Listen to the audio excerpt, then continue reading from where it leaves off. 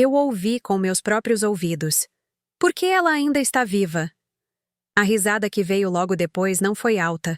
Foi apenas afiada o suficiente para partir algo muito fundo dentro de mim. Eu estava atrás do portão de madeira, segurando uma travessa de vidro com uma torta de pêssego, ainda morna. Minhas mãos não tremiam. Ainda não. Não fui embora. Atravessei aquele quintal como se não tivesse escutado nada. Passei pelo varal de luzes, pelas mesas de plástico. Rostos que não se viraram para me ver. Alguns eram do meu sangue, outros completos desconhecidos. Mas nenhum sorriu. Alguém limpou a garganta.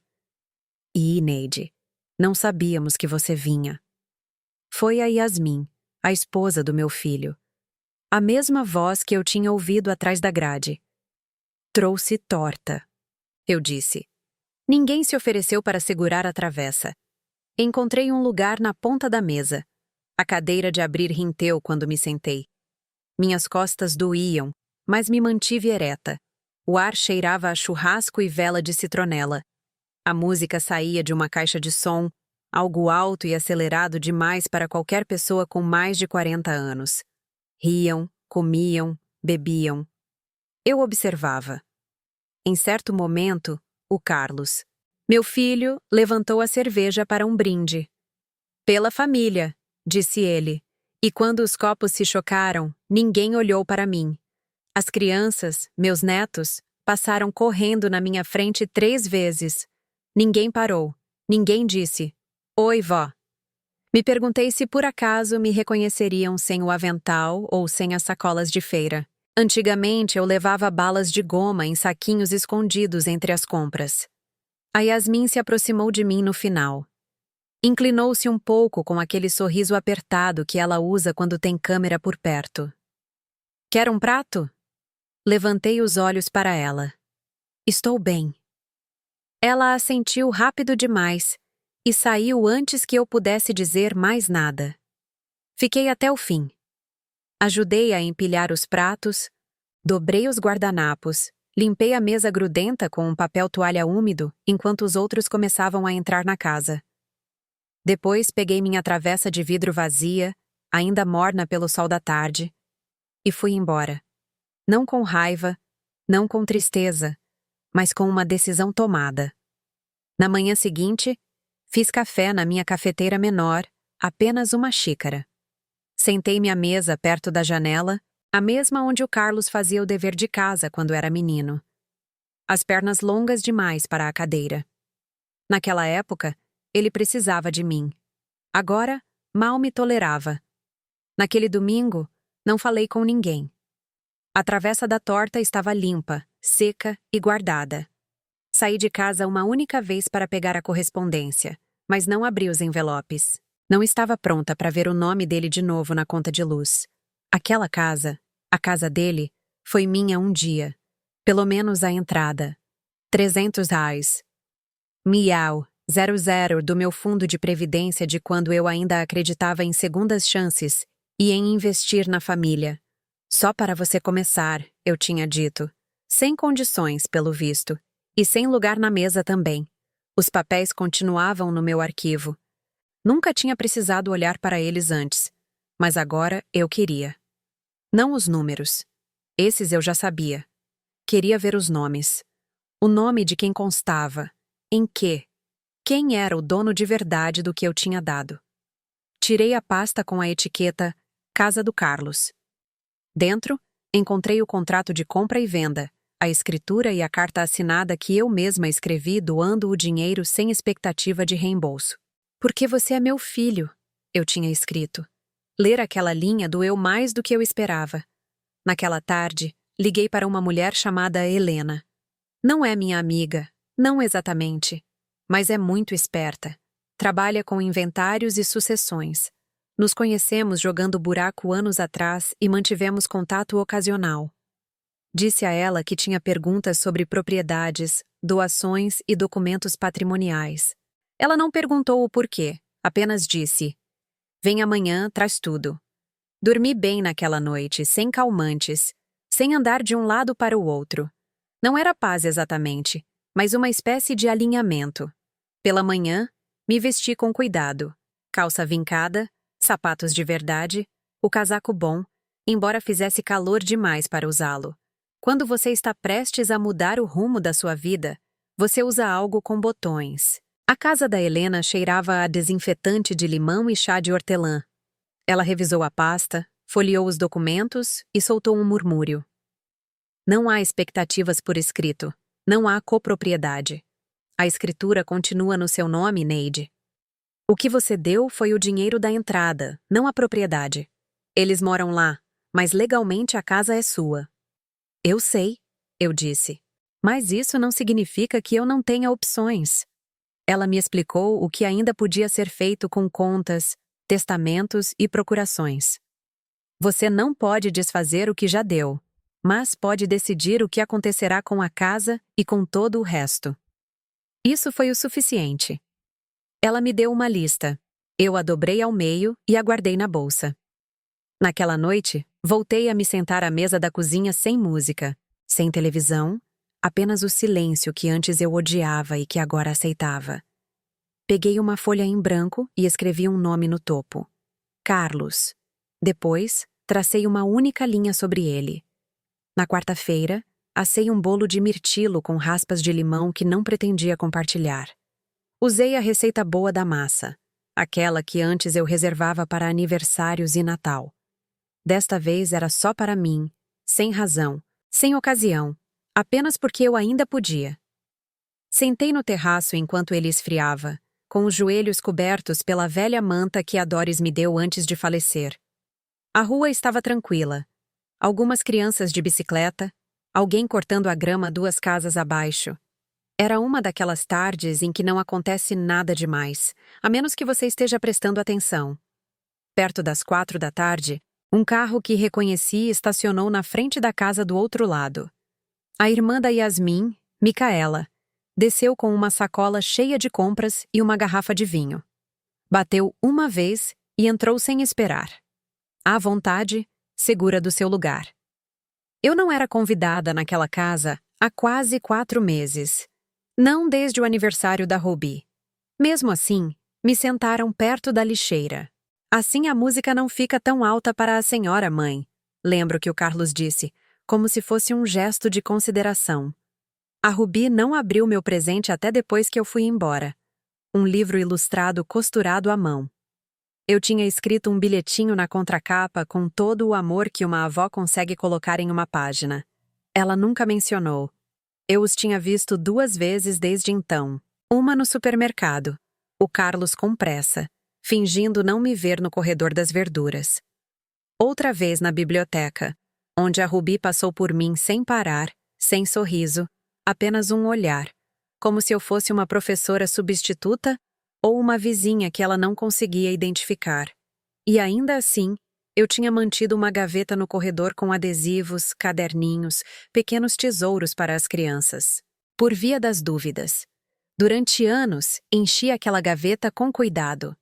Naquele dia, eu a esvaziei. Tudo, até o último item. Foi parar em um saco de papel. Deixei na calçada junto com o resto da reciclagem. Observei o saco ali durante horas, intacto, igual a mim.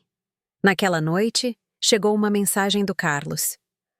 Oi, a Yasmin disse que talvez tenha magoado você no domingo. Ela não disse por mal, só estava cansada. Você sabe como são esses eventos de família. Li 2 vezes, depois apaguei. Não respondi.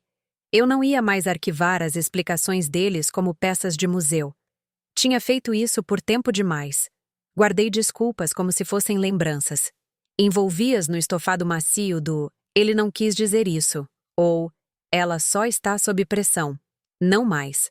Às 7 da noite, alguém bateu à porta. Por um segundo pensei que talvez...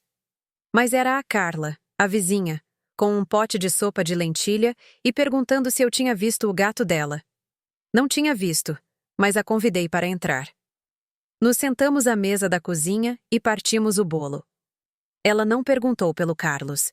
Não perguntou porque meus olhos pareciam mais cansados que o normal. Só disse que o bolo estava tão bom que fazia o joelho vibrar. Nós rimos. Eu precisava dessa risada mais do que imaginava. Depois que ela foi embora, peguei uma foto na estante do corredor. Eu e o Carlos, 1987. Ele tinha 8 anos. Faltava um dente na frente. Sorria como se eu fosse o mundo inteiro dele. Olhei para aquele menino e sussurrei. Sinto sua falta. Não do homem, do menino. Virei a foto de cabeça para baixo. Depois, abri a gaveta da minha escrivaninha e tirei o envelope com a etiqueta jurídico. Dentro estavam meu testamento, minhas diretrizes médicas e a procuração permanente que o Carlos tinha assinado há 3 anos. Quando eu caí. Aquela que ele nunca mais revisou, sobre a qual nunca mais perguntou. Segurei aquele documento sobre minhas pernas por muito tempo. No dia seguinte, eu voltaria a Helena. Mas naquela noite fiquei sentada no escuro e me despedi de uma versão da minha família que só existia na minha memória. O escritório da Helena estava silencioso na manhã seguinte, um silêncio suave, daqueles que te envolvem como um cachecol grosso. Sua mesa tinha pastas empilhadas com ordem, uma caneca que dizia "Leio contratos por diversão" e um pote de vidro com balas de hortelã que ninguém parecia tocar. Quero começar com a procuração, eu disse, colocando o documento na frente dela. Revogue hoje. Ela me olhou por cima do aro dos óculos. Tem certeza, Neide? É uma mudança grande. Tenho certeza. Ela não perguntou o porquê, apenas assentiu e deslizou o papel para o lado dela da mesa. Protocolaremos a revogação hoje mesmo. Eu autentico. Você terá que assinar algumas coisas, mas vou facilitar para você. Encostei na cadeira enquanto ela imprimia os formulários. Meu coração não acelerou. Eu não estava tremendo. Isso não era vingança, era reparação. Também quero modificar o testamento, eu disse. Tirar o Carlos como inventariante. Tirar tudo. Isso a fez parar. Quer excluí-lo completamente? Ele tem casa, trabalho, família. Não precisa do que eu economizei. Ele já deixou claro o que valoriza. Ela não discutiu. Abriu um formulário novo e começou a escrever. Quem ocupará o lugar dele? Ainda não sei, admiti. Mas vou encontrar alguém. Talvez um profissional. Alguém que não me olhe como se eu fosse um estorvo. Ela fez uma anotação. E a casa? A casa não será para ninguém da família, eu disse. Que seja vendida. O dinheiro deve ir para uma causa que importe. Alguma ideia? Enfiei a mão na bolsa e tirei um folheto gasto. O abrigo para mulheres na Avenida Universitária.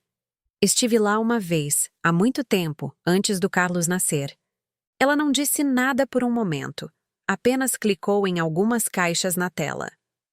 Você está com isso bem claro na mente, disse ela.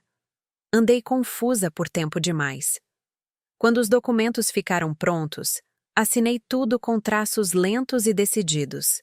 Ela os autenticou, grampeou com cuidado e me entregou uma cópia de cada um. Ao me levantar para ir embora, ela me acompanhou até a porta. Se mudar de ideia sobre qualquer uma dessas coisas, é só ligar. Não vou mudar. O ar lá fora parecia mais cortante que antes.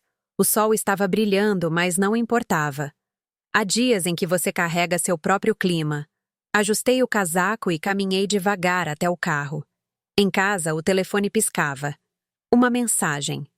Oi, mãe. Ouvi seu recado sobre coisas legais. Não sei o que está acontecendo. A Yasmin disse que você estava agindo estranho no fim de semana passado. Enfim, me liga. Apaguei. Depois bloqueei o número. Na manhã seguinte, liguei para um chaveiro. Era jovem, educado. Trocou as fechaduras da porta principal e da de serviço sem fazer perguntas. Quando me entregou as chaves novas, fiz 4 cópias. Uma ficou na minha bolsa, uma em um cofre à prova de fogo, uma com a Carla, a vizinha, e uma para o cofre do banco. Dormi melhor naquela noite, sem sonhos, apenas descanso. O sábado de manhã chegou com cheiro de chuva. Não uma chuva dramática, apenas aquela umidade metálica e suave que entra pelas frestas. Calcei as botas e saí assim mesmo. O jardim não era cuidado há semanas, e os crisântemos se curvavam como ombros cansados. Eu os podei devagar, com método. A tesoura na minha mão parecia controle. Ao meio-dia, dirigi até a cooperativa de crédito. A agência estava mais tranquila do que eu lembrava, sem filas longas, apenas o zumbido baixo das impressoras e o murmúrio gentil dos funcionários. Pedi para falar com uma gerente. Uma mulher chamada Daisy apareceu, eficiente, mas cordial, e me levou para sua sala de vidro. Quero revisar todos os usuários autorizados nas minhas contas, eu disse. Ela olhou para a tela. A senhora tem um cotitular e um cartão autorizado. Carlos J. Salgado. É seu filho. Era. Ela hesitou por um instante. Quer retirá-lo? Quero apagá-lo. Os dedos dela ficaram suspensos sobre o teclado. Completamente? Sim. Retire o acesso. Cancele o cartão. Emita tudo de novo. Apenas no meu nome. Quero novas perguntas de segurança. Mudar o acesso online e bloquear a conta até que eu venha pessoalmente. Ela assentiu e começou a digitar. Enquanto ela trabalhava, fiquei olhando para a planta sobre a mesa dela, uma jiboia com folhas brilhantes em forma de coração, caindo suavemente em direção ao chão. Eu tinha uma igual no quarto do Carlos quando ele era bebê. Uma vez ele tentou comer a terra. Eu ri tanto que quase derrubei a bolsa de fraldas. A Daisy imprimiu as mudanças e deslizou os papéis para mim. Se quiser ativar alertas ou criar um fundo, também podemos ajudar com isso. Ainda não, eu disse. Ainda estou construindo a próxima versão da minha vida. Ela sorriu como se entendesse mais do que eu disse.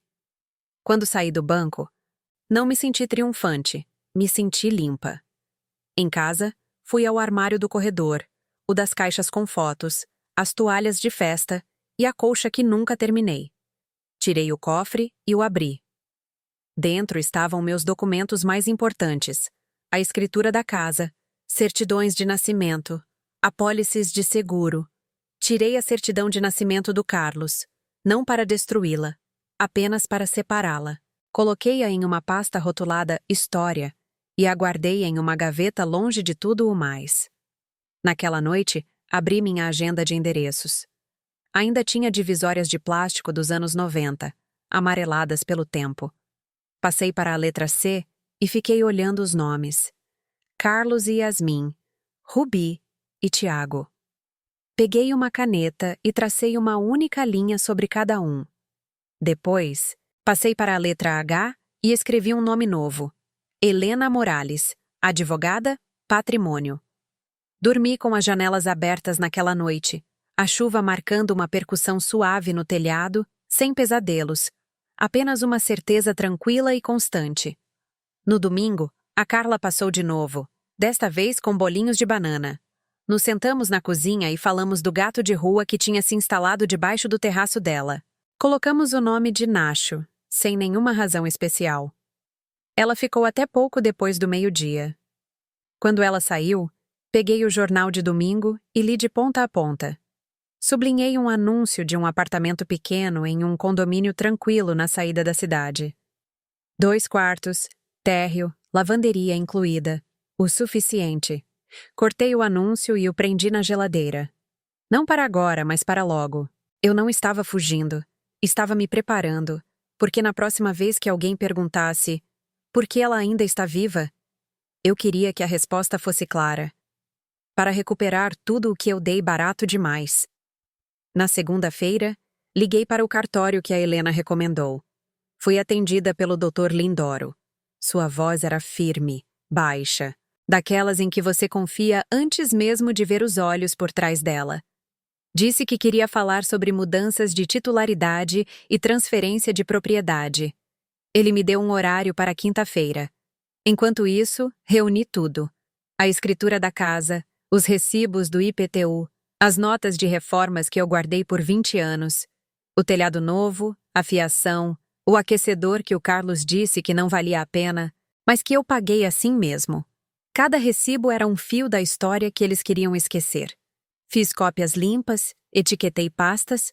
Quando terminei, a mesa de jantar parecia o quartel-general de uma mulher que ninguém esperava que resistisse. Naquela noite, o telefone tocou de novo. Número bloqueado. Deixei cair na caixa postal. Um momento depois, a gravação ativou. Neide, é a Yasmin. Olha, de verdade, não entendemos o que está acontecendo. O Carlos está tentando ligar. A Rubi está perguntando por você. Estamos todos preocupados. Por favor, liga para a gente.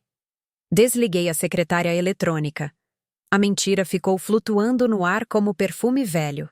A Rubi não tinha me dito uma única palavra em semanas, nem mesmo no meu aniversário, que passou sem nada além de uma notificação do Facebook da Yasmin que dizia: espero que esteja passando um dia incrível, embaixo de uma foto do cachorro dela.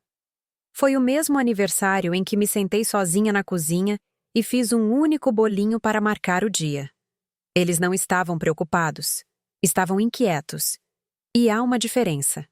Na quinta-feira, usei meu cardigã azul marinho, aquele com botões de pérola que ainda brilhavam na luz. Cheguei ao cartório 20 minutos antes. A recepcionista me ofereceu café. Recusei. Minhas mãos não precisavam de cafeína naquele dia. O advogado me ouviu sem interromper, e quando terminei, apenas assentiu. Um daqueles homens que escutam mais do que falam. Gostei dele de imediato. Quero que a casa seja colocada em um fundo, eu disse, quando já estávamos sentados.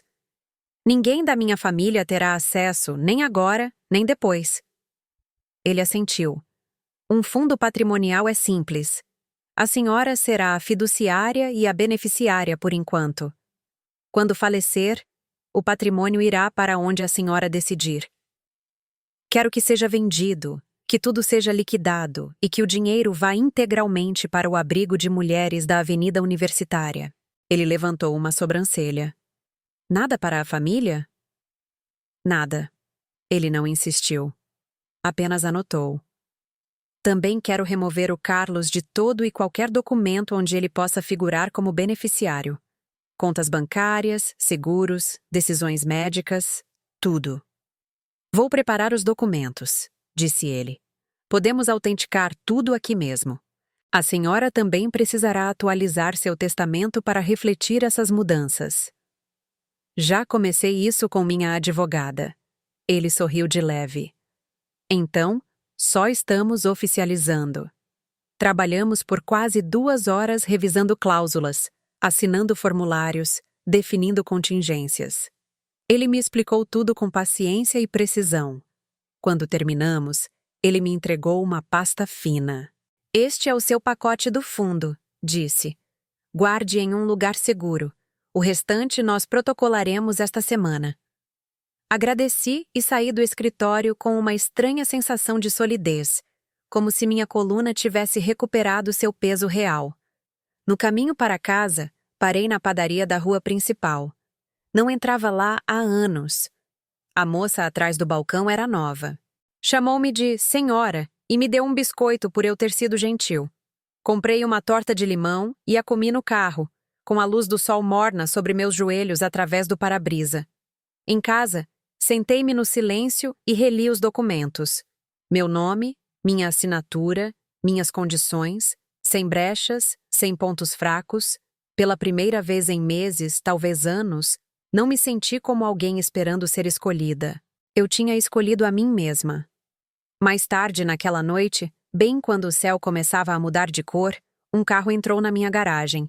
O Carlos desceu devagar, como se não soubesse se seria bem-vindo. Não abri a porta.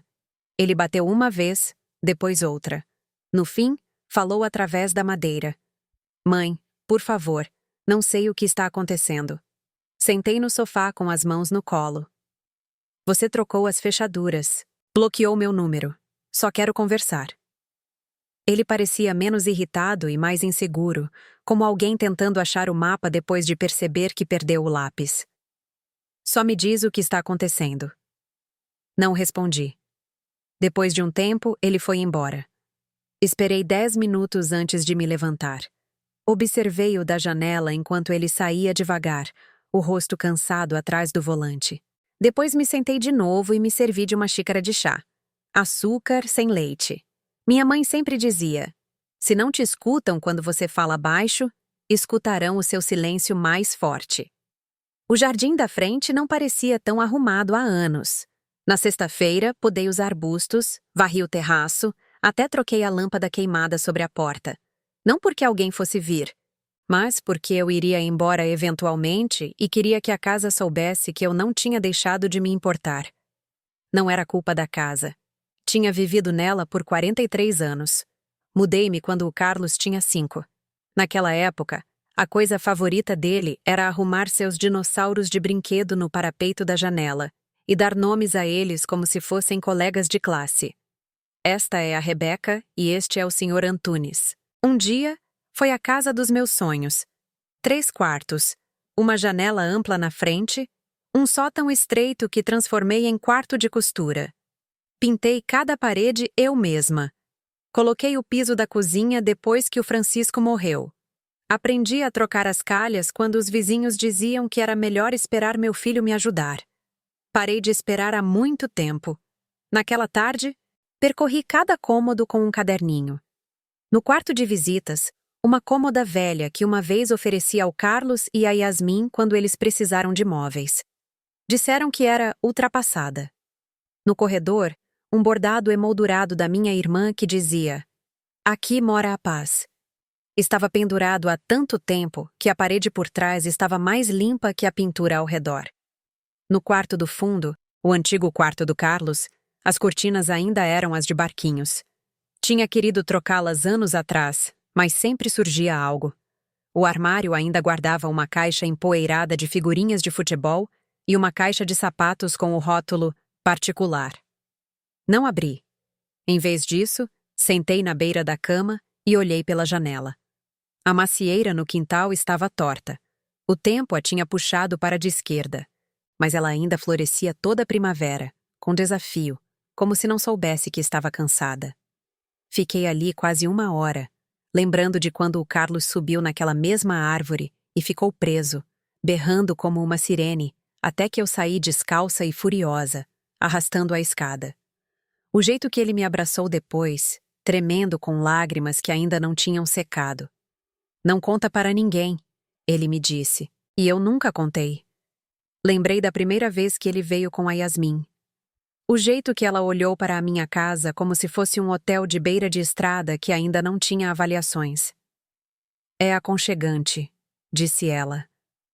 Lembrei da primeira vez que segurei a Rubi, suas bochechas vermelhas e enrugadas. O Carlos chorou naquele dia. "Ela é perfeita", ele sussurrou. Lembrei do Natal em que a Yasmin me disse para não levar comida porque as crianças não comiam coisas antigas, e como levei um bolo assim mesmo. A Rubi não tocou nele. O Tiago disse que tinha gosto de sabão. Eles riram. Esse foi o ano em que parei de cozinhar para as festas deles, mas nunca parei de cozinhar. Levantei-me e escrevi no caderno: deixar as cortinas, levar a colcha. Na cozinha, abri o armário sobre o fogão, meu armário de confeitaria. Tudo continuava no lugar. Baunilha, canela, açúcar mascavo, as xícaras de medida pesadas que o Francisco me deu no nosso 10º aniversário. Envolvi-as com cuidado e as coloquei em uma caixa forrada com o rótulo "Guardar". No dia seguinte, liguei para o condomínio que tinha recortado do jornal. Uma mulher gentil chamada Teresa atendeu. "Sim, ainda temos disponível um apartamento de 1 quarto", disse ela. "Térreo, muita luz e é tranquilo. A maioria são aposentados e professores. Aceitamos gatos." Eu não tinha gato, mas gostei de saber que podia. Marquei uma visita para terça-feira. Naquela noite, sentei no terraço com uma manta e uma xícara de chá. A rua estava quieta. Algumas luzes acesas nas casas da frente. Um sino de vento tocando de leve na casa ao lado. Pensei em todas as noites que passei ali esperando por faróis, passos, por alguém que lembrasse que eu existia. Mas não naquela noite. Naquela noite, eu estava apenas sentada, sem expectativa, sem fome. Apenas eu no ar fresco, com meu nome ainda sendo meu e minha casa ainda em silêncio. Pensei no Carlos. Não sentia falta dele. Não exatamente. Sentia falta da ideia dele. O filho que construía castelos de Lego na minha mesa de centro. O menino que apertava minha mão com força ao atravessar a rua. Aquele menino tinha desaparecido há muito tempo, substituído por um homem que não conseguia ver além das próprias necessidades, da própria agenda. Talvez algum dia eu o chorasse como se deve, mas não agora. Agora eu tinha que empacotar. A ligação veio no domingo à tarde. Não do Carlos, mas da Ruby. "Oi, vó", disse ela. A voz era menor do que eu lembrava. "Este ainda é o seu número?" "É. Encontrei em um dos celulares velhos do papai. Eu não sabia o que estava procurando." Fiz uma pausa. Esperei. Ela queria dizer: "Sinto muito pelo churrasco. Por tudo." Na verdade, não me apressei em consolá-la. Aquele impulso, o de proteger os outros da própria vergonha, viveu em mim por muito tempo, mas eu o tinha despejado recentemente.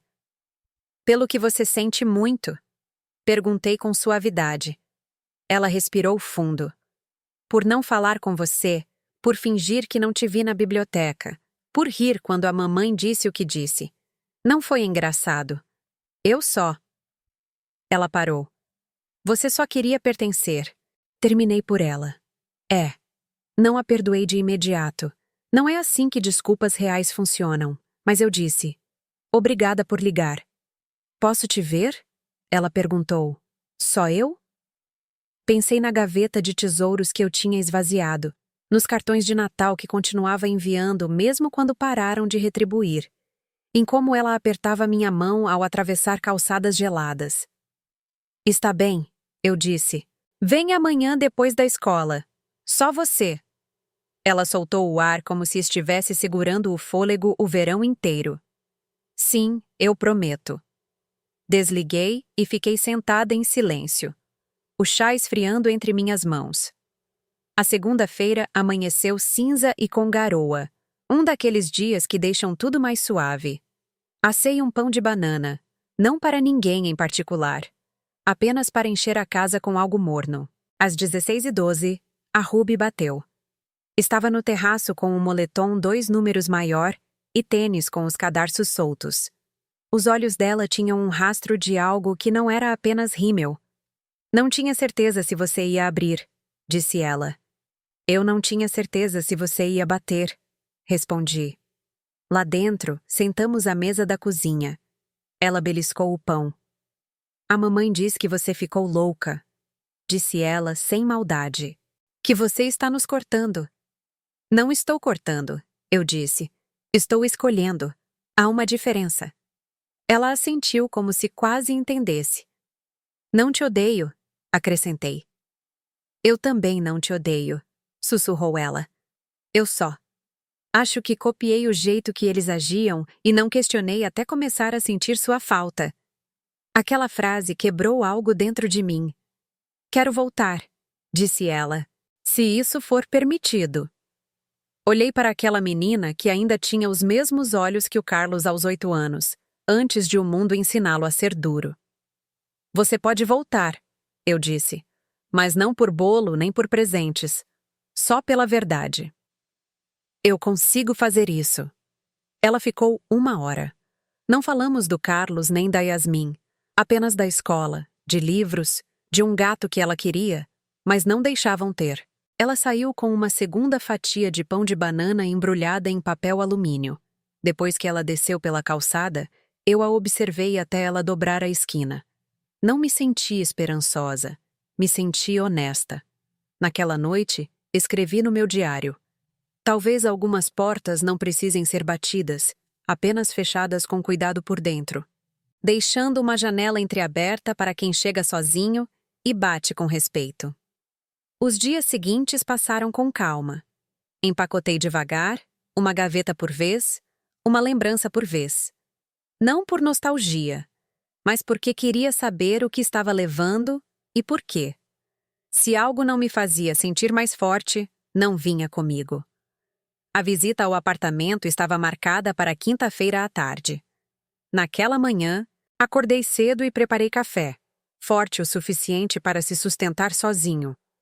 Usei calça e blusa social, não porque alguém fosse me julgar, mas porque começar um capítulo novo merece costuras limpas. O condomínio era mais simples do que o folheto mostrava, mas parecia certo. Edifícios de tijolinho, jardineiras arrumadas, um banco sob uma tilha. Teresa, a administradora, me recebeu como se já soubesse quem eu era. Térreo, disse ela, abrindo a porta do 1B. Janelas voltadas para o sol, vizinhos tranquilos, o gás está incluído. O espaço era pequeno, sim, mas honesto. Sem pretensões, sem ecos de vozes que tinham se tornado frias. Apenas luz limpa e paredes esperando novas histórias. Entrei na cozinha e passei a mão pela bancada. Não era granito, mas era minha. O fogão tinha apenas 4 bocas e a geladeira zumbia baixinho, como se guardasse um segredo. Gostei.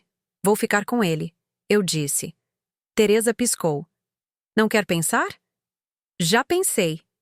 Naquela tarde, a papelada foi assinada. Deixei o depósito e agendei a mudança para o primeiro dia do mês.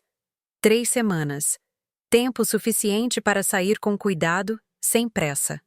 Naquela noite, sentei na sala entre caixas semi-cheias e escrevi um cartão novo para a agenda. Neide Salgado, apartamento térreo, bairro tranquilo, perto da avenida principal.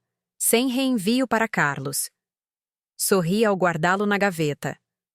2 dias depois, o Carlos apareceu de novo. Não bateu de imediato. Ouvi o carro dele antes de vê-lo. O motor ficou ligado um tempo lá fora, como se ele ensaiasse algo atrás do volante. Quando finalmente subiu ao terraço, eu o encontrei na porta. Não abri. Você me bloqueou, disse ele. Não irritado, apenas confuso. Mudou tudo. Sim. Por que não conversamos? Olhei para o rosto dele, mais velho do que eu lembrava. Ou talvez eu tivesse parado de vê-lo com clareza há anos. Ouvi o que a Yasmin disse no quintal, eu disse. E ouvi você rir. Ele se mexeu desconfortável. Não foi minha intenção. Você sabe como ela é. Fala sem pensar. Foi uma piada. Não, Carlos. Uma piada tem graça. Aquilo foi crueldade envolta em silêncio. Eu não sabia que você estava lá, murmurou ele. Esse é exatamente o problema. Ele piscou. Então é isso? Você está me apagando por causa de uma tarde ruim? Quis rir. Uma tarde. Aquela tarde foi só a última gota em uma pilha construída por anos. Anos sendo deixada de lado, recebendo migalhas, ignorada, tolerada. Uma vida onde eu era conveniente, mas nunca considerada. Não estou te apagando, eu disse. Finalmente estou escolhendo a mim mesma. Ele franziu a testa. A Ruby disse. Que você está deixando ela vir? Sim. Então ela pode vir, mas eu não?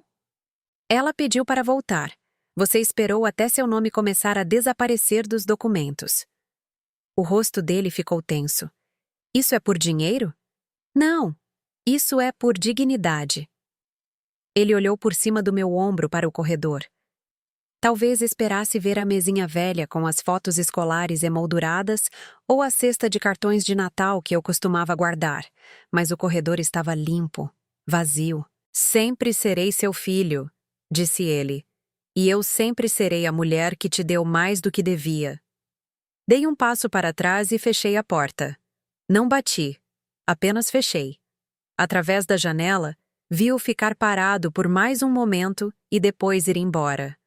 Naquela noite, não me senti triunfante. Chorei por 7 minutos. Eu os cronometrei. Permiti-me sentir a ruptura, não porque me arrependesse, mas porque finais merecem respeito.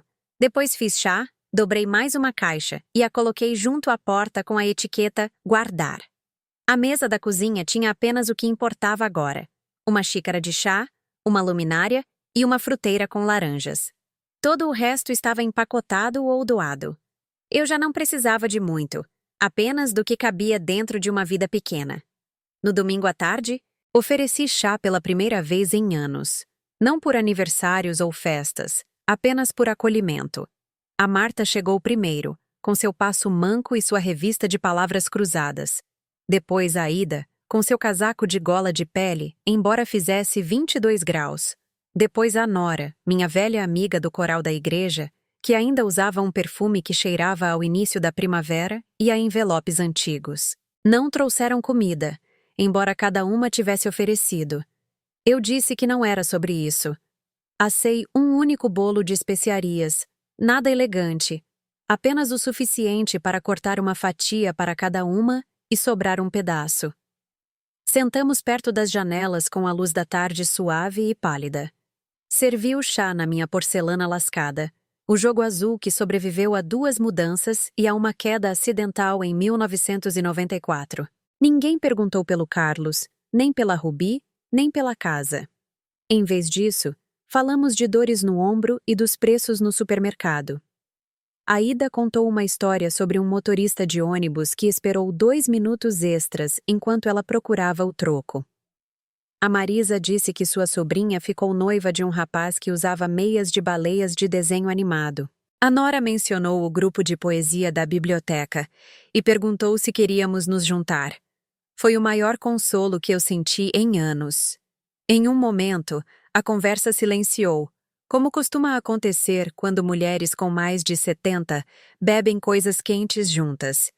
A sala ficou em silêncio, não por desconforto, mas por plenitude. E eu disse: vou me mudar. 3 pares de sobrancelhas se ergueram, mas ninguém interrompeu. Encontrei um lugar pequeno do outro lado da cidade. Vou antes do fim do mês. Aida inclinou-se para a frente. Seu filho sabe? Não precisa saber. A Marisa assentiu, como se essa fosse toda a explicação necessária. Ficaram mais 1 hora. Ajudaram a lavar as xícaras. Embrulharam a fatia extra do bolo em papel alumínio e disseram que ligariam logo. Quando elas foram embora, a casa ficou quieta, mas não vazia. Voltei a percorrer cada quarto, desta vez não como despedida, mas como uma bênção. No corredor, parei diante da estante onde antes guardava fotos emolduradas da família do Carlos. Casamentos, aniversários, primeiros dias de aula. Já tinha empacotado quase todas, sem saber se quereria pendurá-las de novo. Exceto uma foto minha e do Francisco, tirada por um vizinho quando terminamos de pintar o terraço da frente. Estávamos ambos cobertos de respingos, segurando pincéis como se fossem troféus. Ele ria. Eu cerrava os olhos por causa do sol. Peguei a foto e a envolvi em um pano de prato. Foi parar na caixa com o rótulo Essenciais. Mais tarde, naquela noite, abri meu diário e escrevi: 3 mulheres tomaram chá na minha cozinha hoje. Ninguém interrompeu, ninguém explicou, ninguém corrigiu. Simplesmente, existimos juntas.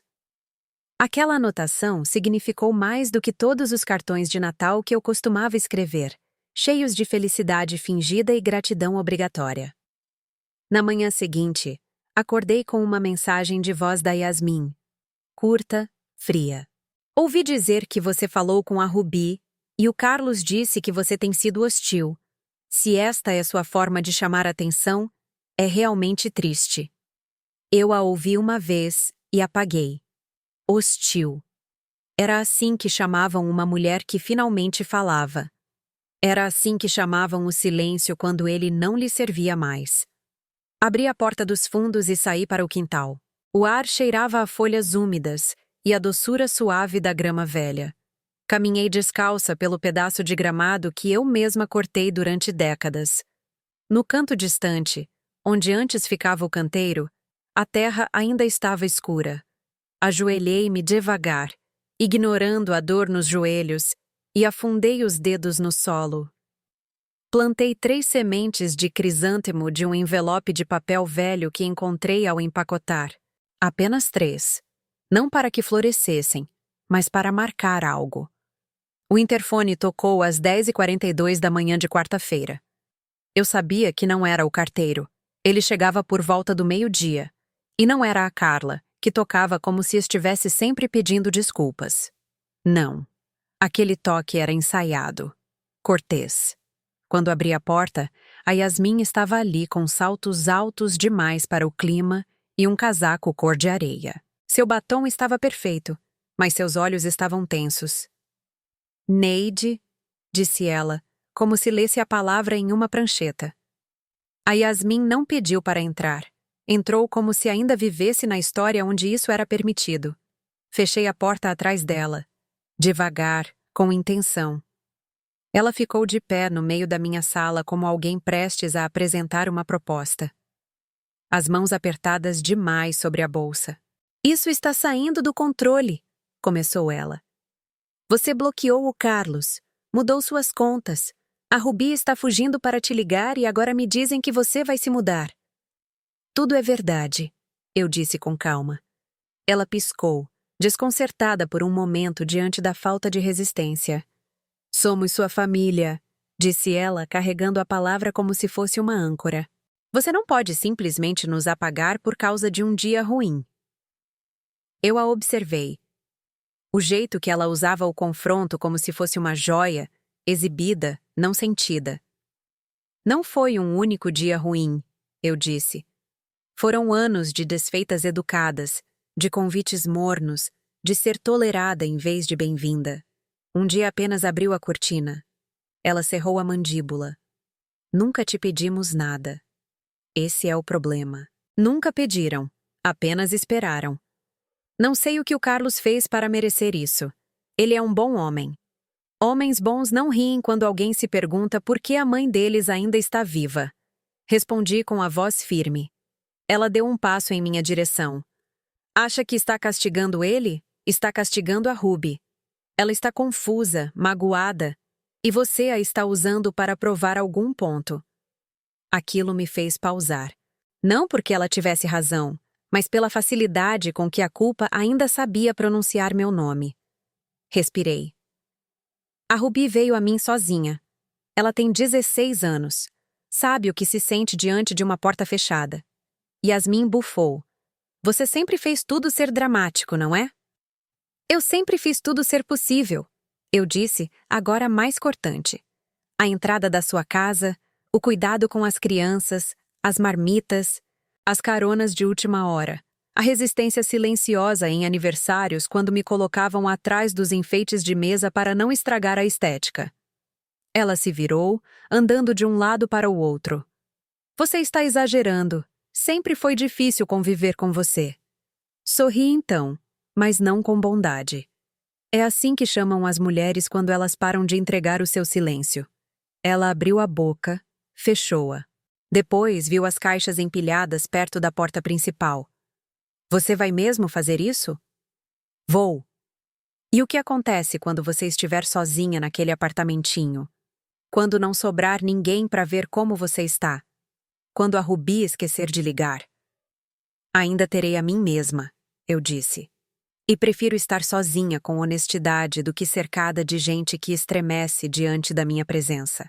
Ela olhou ao redor como se a casa pudesse ajudá-la a ganhar, como se as paredes pudessem intervir. Você está jogando tudo fora. Não, eu disse, pegando a pasta com os documentos do meu fundo e colocando-a sobre a mesa. Finalmente estou escolhendo o que conservar. Ela ficou ali por mais um momento. Depois pegou a bolsa e caminhou até a porta. Antes de sair, virou-se. Não espere que corramos até você quando mudar de ideia. Eu não estou fugindo, eu disse. E não vou mudar. A porta fechou atrás dela como um ponto final. Mais tarde naquela noite, a Ruby me escreveu uma única linha. Ela chegou furiosa em casa. Você está bem? Respondi. Perfeitamente. Algumas portas precisam ser fechadas, Ruby. Não significa que você esteja do outro lado. Ela enviou um emoji de coração seguido de mesmo assim, levo biscoitos na quinta. Não falte. Eu não faltei. E não faltaria. Os papéis estavam prontos. A Helena ligou na quinta-feira de manhã. Tudo assinado, protocolado e confirmado. O fundo está ativo. Suas contas estão protegidas e seu testamento atualizado. Agora você é a única que decide cada centímetro da sua vida. Obrigada, eu disse. 2 palavras que pesavam mais do que muitas confissões. Estou orgulhosa de você, Neide. Sorri para o telefone. Que curioso. Como tantas pessoas dizem isso apenas depois que você começa a dizer não. Ao meio-dia, eu estava no banco, pasta na mão, entregando os formulários finais. A funcionária era jovem, mal tinha 25 anos, mas tratou os documentos como algo sagrado. Gostei disso. Atualizaremos os beneficiários de imediato, disse ela. E isto autoriza a retirar seu filho de todo acesso compartilhado. Isso mesmo. Ela assentiu com aquela eficiência tranquila que antes eu confundia com frieza. Agora eu entendia. Ela estava simplesmente preparada. Como eu. Depois, caminhei 2 quarteirões até o correio e peguei a chave de uma caixa postal nova. Quando me pediram um endereço de reenvio, recusei. Quem realmente precisasse me encontrar já sabia onde eu estava. De volta em casa, a luz da tarde estava suave através das cortinas. Preparei uma xícara nova de chá e tirei o último envelope. Minha diretiva médica. Uma cópia para meu novo médico, outra para o cofre. Parecia costurar o último fio de um vestido que eu levava anos remendando. Às 15h30, a Ruby chegou. Trouxe biscoitos de chocolate em um pote de plástico e uma revista com um teste sobre que tipo de flor você é. Sentamos no terraço comendo biscoitos e marcando as respostas a lápis. Eu acabei sendo um lírio da paz. Observadora, facilmente subestimada. A Ruby era um crisântemo, resistente e difícil de arrancar. Ela leu em voz alta, sorrindo. Isso combina. Quando os biscoitos acabaram, ficamos sentadas. Ela balançava as pernas suavemente sob o banco. Papai diz que você está dando as costas para a família. Não respondi de imediato. Ele está magoado, acrescentou ela mais baixo. Não justifica, mas é a única coisa de que ele fala. Então, finalmente ele está falando de algo que importa, eu disse. Ela olhou para o colo. Sinto falta da Neide de antes. Não, eu disse. Você sente falta da versão de mim que se deixava apagar em silêncio. Aquela não era eu. Aquilo era sobrevivência. Ela assentiu. Agora eu entendo. Ficamos mais um pouco. Depois ela tirou um papel dobrado. É só um esboço, disse ela subitamente tímida. Fiz ontem à noite. Não sei se ficou bom. Eu o abri. Um desenho a lápis, simples, mas claro. Uma mulher sentada em uma cadeira, as costas retas, o olhar à frente. Diante dela, um tabuleiro de xadrez. Do lado dela, apenas 2 peças. Do outro, o jogo completo. Mas as peças dela estavam em posições vencedoras. Não terminou, disse a Ruby. Apenas está começando a jogar a partida dela. Não falei nada. Não consegui. Apertei a mão dela. Posso pendurar no apartamento novo? Perguntei. Ela se iluminou. Sério? Sério mesmo? Enquanto o céu ficava cor de pêssego atrás dos telhados, ela se levantou para ir embora. Sei que isso não resolve tudo, disse ela. Mas quero estar por perto. Você estará, respondi. Mas apenas sendo quem você é, sem fingir. Ela sorriu. Os crisântemos não fingem. Depois que ela foi embora, fiquei sentada sozinha por muito tempo. O desenho sobre as minhas pernas, a casa em silêncio ao meu redor, todos os papéis assinados, todas as decisões tomadas, sem mais permissões a pedir, sem mais esperas por convites que chegavam tarde ou vazios. Tinha terminado, não com amargura, mas com firmeza. No dia seguinte, eu começaria a empacotar as últimas caixas. E depois disso, algo melhor que a esperança. Espaço. O dia da mudança chegou em silêncio, sem cerimônia. Acordei antes do amanhecer. Preparei café na mesma xícara lascada que usei por mais de 20 anos e fiquei de pé na cozinha pela última vez, descalça, com o piso frio sob os pés. A luz ainda não chegava às janelas, mas eu não precisava dela. Conhecia cada centímetro daquela casa no escuro. Os carregadores chegaram às 9 em ponto. 2 rapazes jovens, educados, rápidos. Um pouco surpresos com a pouca quantidade de caixas. Tudo estava claramente rotulado. Cozinha, guardar, quarto, doação, lembranças e uma que dizia, não abrir ainda. Não fizeram perguntas. Ao meio-dia, a casa estava quase vazia.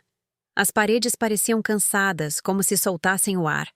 Percorri cada cômodo devagar, passando os dedos pelas superfícies pela última vez. Não para me segurar, mas para agradecer. No corredor, parei onde antes estavam as marcas de altura do Carlos, já pintadas por cima. Ainda podia sentir os sulcos se pressionasse o suficiente. 5 anos. 7. 11. Uma vida inteira medida em centímetros que não podia ser desfeita. Não chorei. Deixei um envelope pequeno na gaveta de cima da mesa vazia do corredor. Dentro havia uma chave e um bilhete que dizia simplesmente: "Esta casa me ensinou tudo. Obrigada." Depois fechei a porta principal atrás de mim e não olhei para trás. O apartamento cheirava a pintura nova e a recomeços. Os carregadores colocaram as caixas exatamente onde pedi. Dei-lhes uma gorjeta generosa. Não me importei. A Teresa, da administração, trouxe-me um kit de boas-vindas e uma plantinha. "Algo verde", disse ela. Era uma suculenta pequena em um vasinho de cerâmica. Coloquei-a junto à pia da cozinha e sussurrei: "Acho que vamos nos dar bem." A primeira coisa que tirei da caixa foi a chaleira. A segunda, o desenho da Ruby. Pendurei-o perto da janela, onde a luz o tocava suavemente. Os traços de lápis brilhando como se tivessem acabado de ser feitos. Naquela noite, fiz uma torrada e a comi na varanda, enrolada em uma manta. Sem barulho, apenas o vento e o zumbido ocasional da TV de alguém através da parede. Não me senti perdida. Me senti livre. Na manhã seguinte, desempacotei a última caixa. Dentro estava o essencial: 2 vestidos, um par de sapatos, uma lata de botões que reuni por décadas e uma carta dobrada em 3, amarelada nas bordas. A letra do Francisco. A carta que ele me escreveu antes da cirurgia, aquela a qual não sobreviveu. "Se algo der errado, não se dobre. Mantenha-se aberta, mantenha-se quente. Viva com as mãos sem apertar. Você tem mais força do que imagina." Guardei-a na mesma gaveta onde estava meu testamento. Naquela tarde, assei pela primeira vez no forno novo. Pão de banana. De novo. Já era mais um ritual que uma receita. Enquanto assava, todo o apartamento se encheu de um cheiro tão familiar que fechei os olhos e sorri. Às 4, a Ruby chegou com sua mochila escolar e um roxo recente na bochecha. "Nada grave, só a marca de uma bola de vôlei na educação física", explicou ela. "Trouxe geleia", disse ela levantando um potinho. "De amora. Achei que tinha a sua cara." Sentamos na mesinha perto da janela com 2 fatias de pão quente entre nós. Ela passou a geleia devagar e em abundância. Depois levantou os olhos. "É isso que se sente quando se tem paz?" "Não toda", respondi. "Mas um pedaço dela, sim." Ela comeu com as 2 mãos, como quando era pequena, deixando migalhas sobre o guardanapo.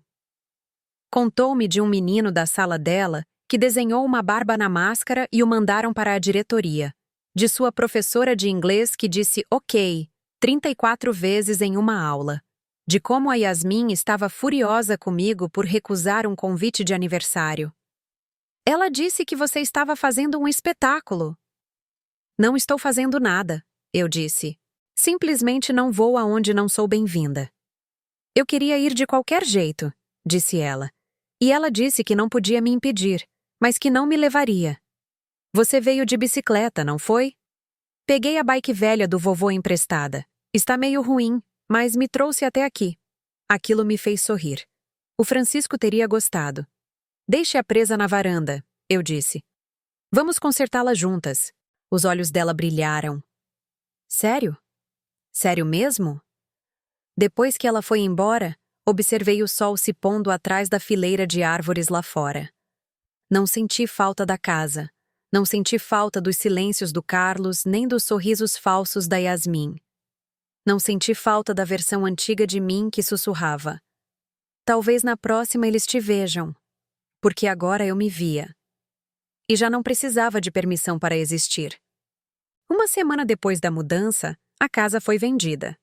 A corretora ligou para dizer que a oferta veio um pouco acima do pedido.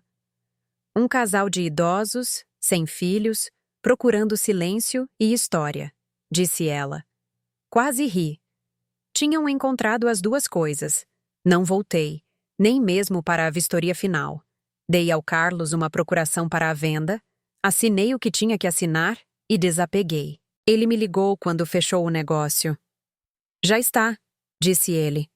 Agradeci, desliguei e fiquei de pé no meio do meu apartamento. Não era grande, mas cada centímetro era meu. Abri uma conta bancária nova para a doação ao abrigo. Não deixei para o testamento. Dei agora. Fui pessoalmente. Entreguei o cheque à diretora e disse: "Isto é para as mulheres que saem sem sapatos." Ela olhou o valor e começou a chorar. Eu não. Já tinha chorado. Aquilo não era luto. Era propósito. Naquela noite, fiz sopa. Não para ninguém. Não por uma ocasião. Apenas porque gosto de como o alho poró amolece na manteiga. O rádio tocava baixinho ao fundo, alguma estação de jazz sem anúncios, apenas saxofones e ritmos suaves que não pediam aplausos. Comi de roupão, de pé junto ao fogão, sem mesa posta, sem explicações. Apenas fome satisfeita. Perto das 20h30, tocou o interfone. Não esperava ninguém. Quando atendi, ouvi a voz da Ruby. "Posso subir?" "Claro!" Ela trazia uma caixa de sapatos e usava um moletom enorme. "O que tem na caixa?" "Coisas que não estou pronta para guardar em casa", disse ela. Dentro havia um caderno, um carregador de celular, um colar que a Yasmin não gostava e uma foto nossa no zoológico quando ela tinha 5 anos. Ela estava com o rosto sujo de chocolate. Eu tinha esquecido aquele dia. Ela não. "Não quero morar lá quando eu crescer", disse ela de repente, sentando no chão de pernas cruzadas. "Com eles, quero dizer." "Você não precisará", respondi. "Você escolhe. Mesmo que eles me odeiem por isso? Principalmente então." Ela assentiu pensativa. "Você acha que as pessoas podem mudar?" "Às vezes", eu disse. "Mas acho que a melhor pergunta é se elas conseguem parar de fingir." Ela levantou os olhos. "Ainda está brava?" "Não, já terminei." A Ruby ficou até quase às 10 da noite. Não falamos do Carlos. Ela não pediu histórias sobre ele e eu não ofereci. Há fios que não precisam ser amarrados. Quando ela saiu, me deu o abraço mais forte que já recebi. Na manhã seguinte, caminhei até a padaria da esquina para comprar leite. O homem atrás do balcão me cumprimentou como se eu já fizesse parte da rotina. "A senhora é a dona do pão de banana", disse ele. "O menino da bicicleta fala da senhora." Sorri. Sou eu mesma. Comprei um jornal só porque podia e o li na varanda com os pés recolhidos. O mundo continuava girando, as contas continuavam chegando, mas o silêncio no meu peito já não era pesado, era descanso. Mais tarde, naquela semana, chegou uma carta sem remetente, mas a letra era do Carlos. Abri devagar. "Mãe, não sei como consertar isso. Não sei se você quer que eu conserte. Disse coisas que não posso desdizer. Deixei coisas acontecerem. Deveria ter impedido. Não sei como ser o homem que você merece e tenho medo que seja tarde demais para aprender. Mas a Ruby fala de você todo dia. Agora ela está diferente, mais valente. E isso vem de você. Sinto muito. Espero que algum dia você me deixe tentar de novo." Dobrei a carta e a guardei em uma gaveta. Não como um perdão, nem como uma rejeição, apenas como um espaço onde ela pudesse descansar sem ser tocada. Naquela noite, escrevi no meu diário. Já não estou com raiva, já não tenho medo. Não estou esperando na janela, não estou vigiando o portão. Não sou uma convidada esquecida na mesa de outra pessoa. Estou construindo a minha. No dia em que completei 73 anos, acordei sem despertador. Não houve balões nem mensagens surpresa de parentes que só lembram de mim uma vez por ano. Não houve reservas para almoços caros nem sacolas de presentes na porta. Apenas a luz da manhã atravessando as cortinas limpas, o som da chuva ao longe e a respiração suave de uma vida que agora pertencia só a mim. Fiz panquecas, 2, comi com mel e uma pera fatiada. Depois, Sentei-me no meio do meu pequeno apartamento com a foto do Francisco apoiada em uma cadeira e disse: Bom, chegamos, não foi? Ao meio-dia, a Rubi chegou. Trazia tulipas vermelhas, ainda embrulhadas no papel da floricultura. A senhora não é muito de bolo de aniversário, disse ela. Então trouxe flores, como os adultos fazem. Ela me deu um envelope pequeno. Dentro havia um cartão feito por ela, pintado, não desenhado. Na frente, uma imagem simples. 2 cadeiras em um terraço, uma vazia, outra com uma xícara de chá no braço da poltrona. Dentro dizia: Obrigada por guardar um lugar para mim. Tomamos chá e comemos torradas. Falamos dos seus exames finais, dos planos dela de trabalhar meio período no abrigo durante as férias de julho e de como ela estava tentando convencer a escola a iniciar um grupo de apoio para jovens que sentem que casa não é o mesmo que lar. Ela me perguntou se podia usar meu nome. Só se for para algo verdadeiro, eu disse. Ela riu. É a única forma que eu o uso agora. Antes de ir embora, ela disse: Você parece diferente. Eu me sinto diferente, respondi. Ela me observou como se estivesse fazendo um inventário. Você parece alguém que não se encolhe mais. Depois que ela foi embora, sentei-me na varanda com um livro que eu levava 15 anos querendo ler. Li 3 capítulos e depois o fechei. Não porque estivesse cansada, mas porque já não precisava terminar as coisas apenas para provar que eu era capaz. No dia seguinte, enviei pelo correio uma doação para um fundo de assistência jurídica para mulheres idosas em disputas de moradia. Não incluí nota alguma, apenas o cheque e o nome do fundo patrimonial. Em silêncio, como uma pedra colocada na mão certa. Também plantei um pé de manjericão em um vasinho de barro. Ele murchou um pouco nos primeiros dias, e depois se endireitou, inclinando-se para a janela da cozinha, como se tivesse tomado a decisão de viver. Uma manhã, recebi uma mensagem de texto do Carlos. Feliz aniversário, mãe. Não mandei cartão. Imaginei que ainda não fiz por merecer. Só queria que soubesse que continuo aqui. Não respondi. Não por raiva, mas porque nem toda desculpa precisa de resposta. Algumas só precisam cair no silêncio, no lugar onde antes o dano foi ignorado. Naquela tarde, convidei a Marta e a Aida. A Nora não pôde vir. Tinha pego um resfriado, mas enviou um recorte de palavras cruzadas do jornal com um bilhete. A 12 vertical me fez pensar em você. As respostas nos ancoram. Tomamos chá e rimos das nossas dores nos joelhos, de política e de como a Teresa, da administração do condomínio, tinha virado uma observadora de pássaros no corredor. Elas trouxeram uma torta de maçã e a promessa de voltar na próxima semana. Depois que elas foram embora, fiquei um momento no batente da porta e apenas escutei. Não os passos se afastando, nem o silêncio retornando, mas o som de uma casa que tinha se enchido de novo.